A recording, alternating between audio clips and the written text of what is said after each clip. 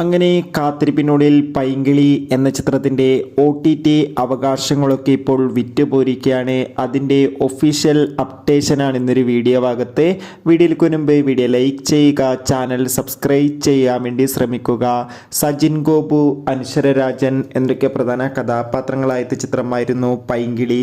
ചിത്രത്തിന് ഒരു average, below average അഭിപ്രായം മാത്രമായിരുന്നു സ്വന്തമാക്കാൻ വേണ്ടി സാധിച്ചിട്ടുണ്ടായിരുന്നത്. എന്നാലും എല്ലാ സിനിമാ പ്രേമികളും ഒരേപോലെയായിരുന്നു പൈങ്കിളി എന്ന ചിത്രത്തിൻ്റെ OTT റിലീസിനായി കാത്തിരിക്കുന്നുണ്ടായിരുന്നത്. ഫൈനലി ചിത്രത്തിൻ്റെ OTT അവകാശങ്ങളൊക്കെ ഇപ്പോൾ വിറ്റുപോയിരിക്കുകയാണ്. പൈങ്കിളി എന്ന ചിത്രത്തിൻ്റെ OTT അവകാശങ്ങൾ മനോരമാക്സ് എന്ന OTT പ്ലാറ്റ്ഫോമും സാറ്റലൈറ്റ് അവകാശങ്ങൾ മഴയിൽ മനോരമ സ്വന്തമാക്കിയെന്ന് ഒഫീഷ്യലായി കൺഫേം ആക്കിയിട്ടുണ്ട്. എന്തായാലും പൈങ്കിളി എന്ന ചിത്രത്തിൻ്റെ കൂടുതൽ റെസ്പോൺസിനായി നമുക്ക് കാത്തിരിക്കാം.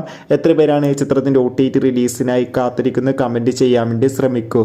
Bye bye.